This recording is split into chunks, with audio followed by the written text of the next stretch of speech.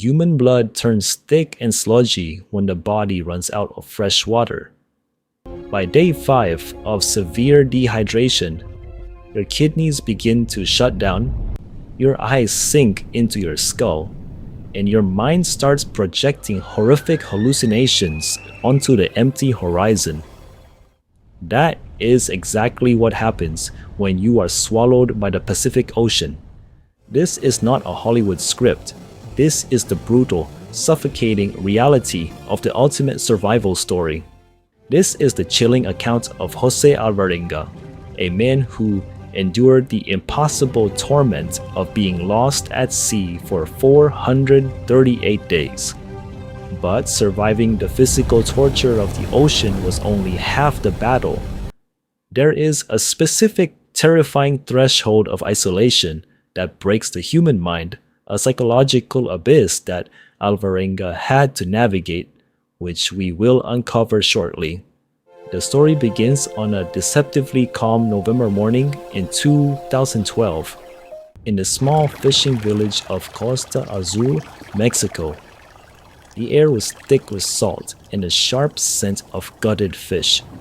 Alvarenga, a seasoned fisherman with thick, calloused hands and a deep understanding of the coastal waters, loaded his 25-foot fiberglass skiff.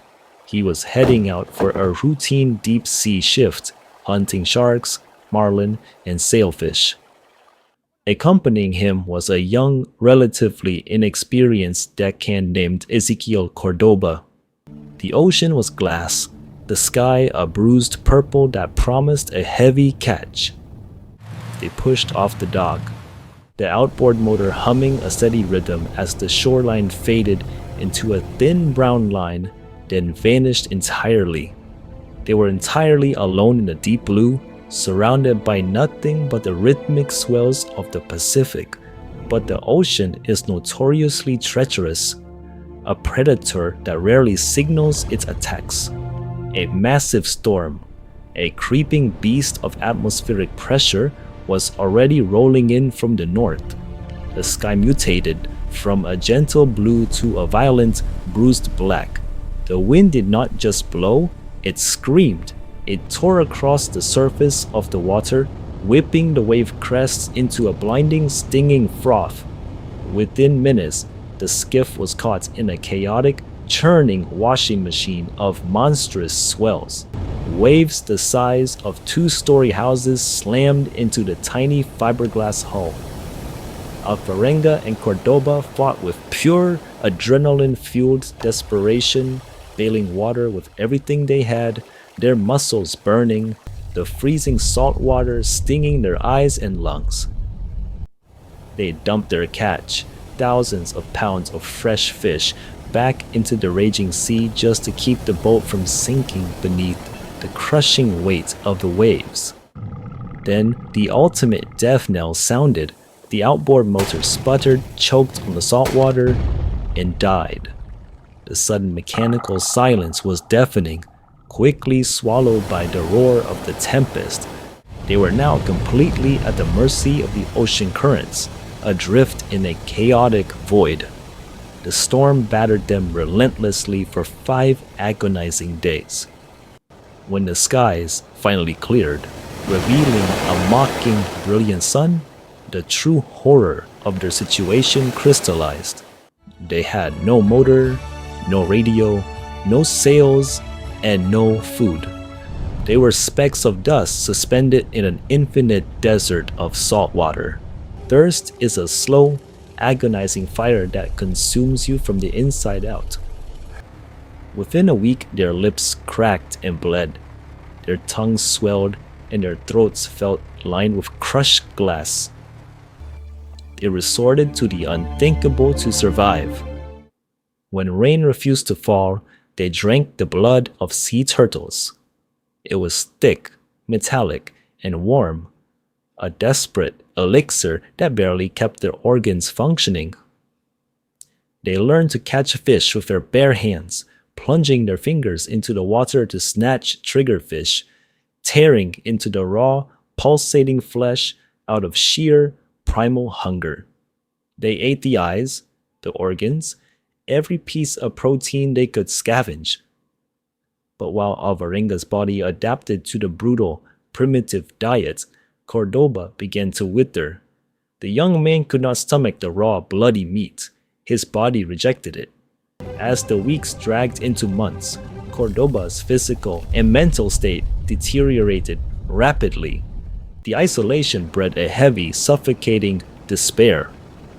It was during these darkest hours that Cordoba made a heartbreaking final request, a desperate plea that would anchor Alvarenga's sanity for the rest of his agonizing journey, a promise we will reveal as the days stretch into the hundreds.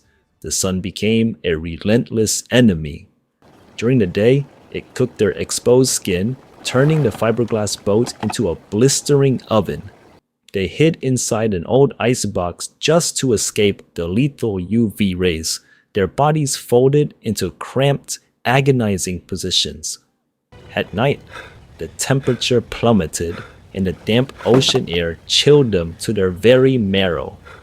They huddled together, shivering uncontrollably beneath the vast, indifferent canopy of stars. After 4 grueling months, Cordoba succumbed to the starvation and the psychological, crushing weight of the ocean. He slipped away, leaving Alvarenga entirely alone. Alvarenga was now trapped in a silent, watery purgatory.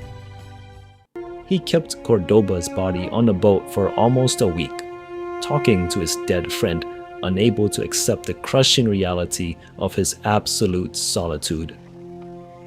When he finally surrendered the body to the deep, the true weight of isolation settled over him like a lead shroud. To survive the mental fracture, his mind fragmented in a bizarre defense mechanism. He began to heavily hallucinate, pacing the tiny deck, having loud, animated conversations with imaginary friends, family members, and God. He conjured elaborate feasts in his mind, tasting phantom spices and feeling the crunch of non-existent meals. He walked imaginary streets in his hometown. This profound detachment from reality, the very threshold of madness we spoke of earlier, is ironically what insulated him from the paralyzing terror of his reality. It kept his brain active, his will to live burning like a stubborn ember in a hurricane. But what kept him anchoring his soul to the physical world was the promise he made to the dying Ezequiel Cordoba. Cordoba had begged Alvarenga not to eat his body, and more importantly, to find Cordoba's mother and tell her what had happened, to explain how much he loved her. This heavy, sacred burden became Alvarenga's singular purpose. It forced him to keep catching fish, to keep hunting turtles, to keep bailing water every single day. He survived violent storms, close encounters with massive sharks, and the excruciating passage of time. He tracked the months by the phases of the moon. Finally, after an incomprehensible 438 days, he spotted a small green smudge on the horizon. It was a coral atoll in the Marshall Islands. He abandoned his ruined skiff and swam the final distance, collapsing onto the white sand, a living skeleton covered in matted hair and sores. He had drifted over 6,000 miles across the largest body of water on Earth. The José Alvarenga survival story stands as one of the most extreme tests of human endurance ever recorded. Being lost at sea for 438 days is a haunting testament to the sheer, unbreakable willpower required to refuse death.